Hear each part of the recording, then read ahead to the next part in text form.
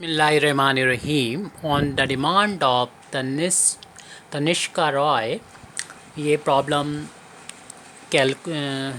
है vector calculus की या वेक्टर एनालिसिस की। Prove that A cross B dot A cross C plus A dot B A dot C is equal to A dot A B dot C. हम लोग जानते हैं जो cross product होता है वो वेक्टर प्रोडक्ट कहलाता है, जो डॉट प्रोडक्ट होता है वो स्केलर प्रोडक्ट कहलाता है। और दो वेक्टर का क्रॉस प्रोडक्ट से जो क्वांटिटी मिलती है वो एक वेक्टर क्वांटिटी होती है, जबकि दो वेक्टर्स के डॉट प्रोडक्ट से जो क्वांटिटी मिलती है वो स्केलर क्वांटिटी मिलती है। तो ये वेक्टर है, ये वेक्टर है, इनका डॉट प्रोडक्ट एक स्केलर क्वांटिटी देगा। इसी तरीके से ये दोनों वेक्टर हैं, इनका डॉट प्रोडक्ट स्केलर और क्वांटिटी देगा। ये दोनों वेक्टर्स हैं, इनका डॉट प्रोडक्ट स्केलर क्वांटिटी देगा। इसी तरीके से ये दोनों वेक्टर्स हैं, इनका डॉट प्रोडक्ट स्केलर क्वांटिटी देगा। बी और सी डॉट वेक्टर्स हैं, इनका डॉट प्रोडक्ट स्केलर। तो इसका मतलब ये सब स्केलर ही हैं। इसको प्रूव करने के लिए हम लेफ़्ट हैंड साइड को लेंगे और उसको फिर राइट हैंड साइड के इक्वल प्रूव करेंगे। तो सबसे पहले हम शुरुआत करते हैं इसकी लेफ़्ट हैंड साइड ले लेते हैं। लेफ़्ट हैंड साइड्स को लेके राइट हैंड साइड लाने की कोशिश करेंगे। तो A cross B dot A cross C ये हमने वेक्टर्स लिखे, प्लस उसके बाद ये दूसरा टर्म है इनका ए डॉट सी। अब हमें राइट हैंड साइड के इक्वल लेके आना होगा। तो यहाँ पर हम ऐसे करते हैं कि ए क्रॉस बी जो है इसको थोड़ी देर के लिए हम ए क्रॉस बी को एक, क्योंकि ए और बी दोनों वेक्टर्स हैं, इनका प्रोडक्ट भी एक वेक्टर मिलेगा, उस वेक्टर को हम एम से डिनोट कर देंगे। इस तरीके से हमारा लेफ़्ट हैंड साइड जो होगा वो रिड्यूस हो जाएगा। इस तरीके से इसकी जगह पर एम कर दिया, एम डॉट ए क्रॉस सी। और इसके बाद हम कर सकते हैं प्लस ए डॉट बी। इधर हम कुछ भी चेंज नहीं कर रहे हैं, जैसा लिखा है एज इट लिखा रहने देंगे। अब हम ये जानते हैं कि जो स्केलर ये स्केलर टेबल प्रोडक्ट है, डॉट हो क्रॉस हो, जो क्रॉस वाले हों वो ब्रैकेट में होने चाहिए। तो इसको हम इस तरीके से भी लिख सकते हैं, स्क्वायर ब्रैकेट में एम ए और सी, इनके बीच में कोई भी कॉमा या कुछ और लगाने की ज़रूरत नहीं है। हाँ, स्पेस इनके बीच में होना चाहिए ताकि अलग अलग तीन वेक्टर को डिनोट करें। इसको स्केलर टेबल प्रोडक्ट कहते हैं। इस पे स्केलर टेबल प्रोडक्ट जिस तरीके से अभी लिखा है, तो हम इससे भी डायरेक्ट कर सकते थे कि जब इस तरीके से वेक्टर लिखे हों कि तो हम डॉट और क्रॉस को इंटरचेंज कर सकते हैं, बस जिसके साथ क्रॉस हो वो ब्रैकेट में होने चाहिए। तो हम यही करने वाले हैं कि अब कि एम और ए को अगर हम साथ में लिखेंगे, यानी एम क्रॉस ए को, तो जो सी आएगा यानी स्केलर टेबल प्रोडक्ट होने की वजह से उसमें डॉट आएगा। इस स्टेप को डायरेक्ट यहाँ से यहाँ पर भी कर सकते थे, यानी डॉट के यहाँ क्रॉस, क्रॉस के यहाँ पर डॉट कर सकते थे, बस इनके ऑर्डर ना चेंज हो। और साथ में ये था कि जैसे कि हमने बोला क्रॉस जिसमें आ जाए वो उसके आप ब्रैकेट में रखना है। बाकी ये हम इस टर्म को बिना किसी चेंज के इसको ऐसे ही लिख दे रहे हैं, ए डॉट बी और ए डॉट सी।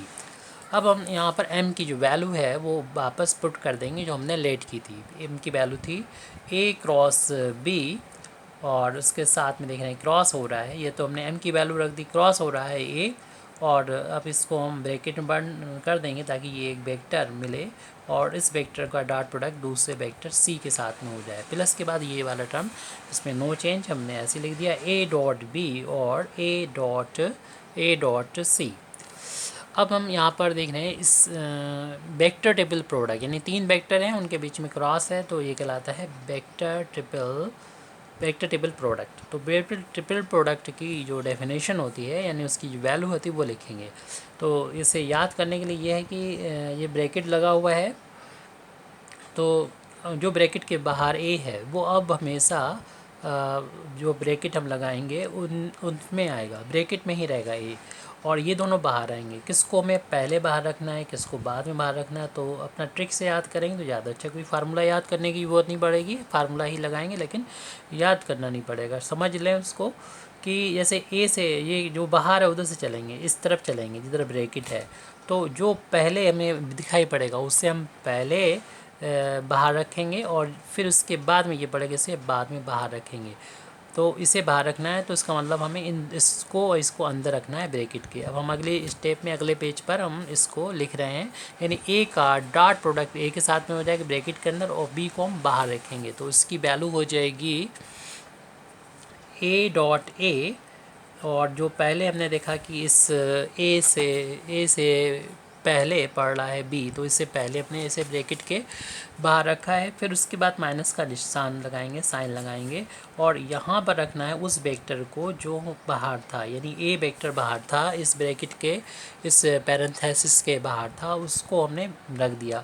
उसके बाद में वही ऑर्डर रहेगा, यानी ए बी सी, यानी ए के साथ बी का डॉट प्रोडक्ट और ए को बाहर करेंगे, जो बाद में पढ़ रहा है ए से दूरी पर है उसको बाद में बाहर रखेंगे। तो बाद में ऑर्डर भी हमने बताया जैसे, उस तरीके से भी याद कर सकते हैं, बाद में ऑर्डर उसी ऑर्डर से, लेकिन ए से चलेंगे जो बाहर है, ए बी और फिर उसके बाद ए।